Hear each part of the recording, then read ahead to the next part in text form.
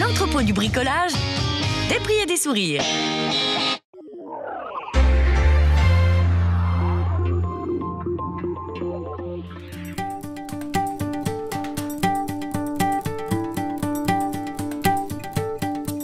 Oui, c'est un événement très très important. Ce label Vignoble et Découverte permet vraiment de vulgariser notre travail, faire connaître ce travail de la vigne, du vin, qui n'est pas toujours facile.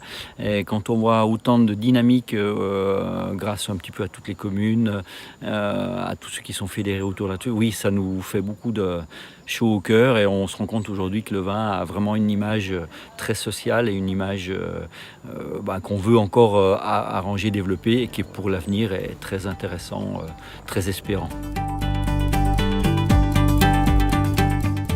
Par rapport à certains autres métiers, le métier de vigneron, l'outil de production, si on n'a pas un outil de production à la base, on parle du foncier, on n'est pas obligé de l'acquérir, on peut louer, mais planter de la vigne, ça coûte cher. Après, il faut des bâtiments.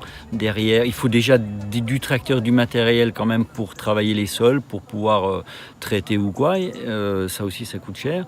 Il nous faut des locaux pour pouvoir vinifier, stocker le vin. Nous, on reçoit, on commercialise à la propriété. Il faut aussi un local aménagé pour l'accueil aussi des personnes.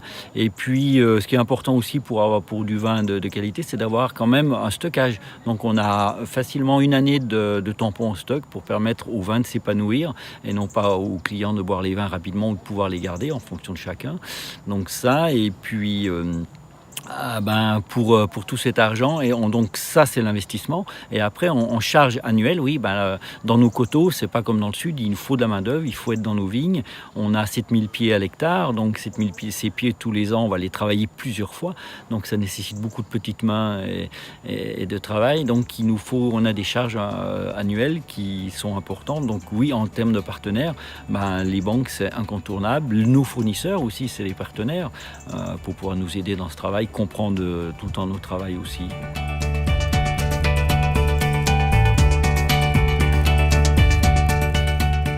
4 saisons, oui, j'explique un petit peu aux gens, on a fini les vendanges, mais le travail pour la récolte prochaine, c'est déjà dans les vignes. Donc on va repérer les pieds malades, les pieds morts, on va tout de suite les enlever pour éviter les contaminations de champignons.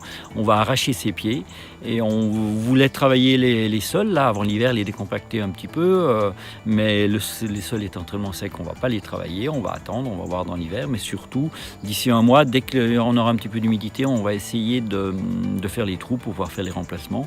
Dès que le gel va arriver, on va tailler nos vignes, on va commencer à tailler les vignes, tirer les sarments, donc ça c'est tout le travail de l'hiver.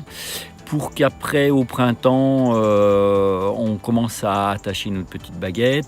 Et au bourgeonnement, c'est là on reprend plus de monde au mois de mai pour ébourgeonner. Et lors de toute cette montée de sève, cette végétation, pouvoir relever la végétation, la coller au fur et à mesure que les branches poussent, justement pour soigner ce feuillage. L'été, c'est quand il fait chaud, on n'arrête pas, on continue juillet, août, et c'est là où on va continuer à peaufiner. On dit, il faut qu'en fonction des cépages, je travaille sur une douzaine de cépages, on a plein de parcelles différentes, de zones de sols différentes, de microclimats différents. Donc cette adaptation cépage terroir, il faut réagir, il faut être présent, disponible en fonction des conditions climatiques que l'on a et des types de vins qu'on veut faire, jusqu'au moment de l'été, des vendanges, avant les vendanges, pour pouvoir intervenir jusqu'à la fin. Et puis après, ces grosses périodes de vendanges n'est pas sans problème, surtout qu'on la décale de plus en plus tôt, sur le mois d'août.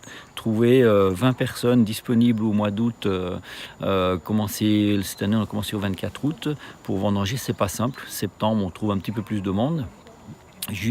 Donc on a fini le 3 octobre cette année à vendanger.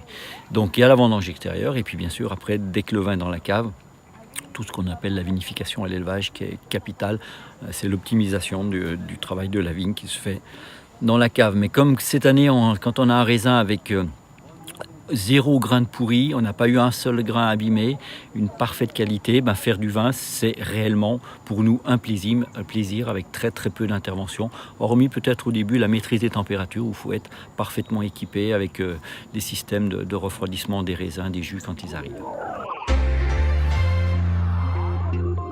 C'était votre reportage Savoie News avec l'entrepôt du bricolage, des prix et des sourires.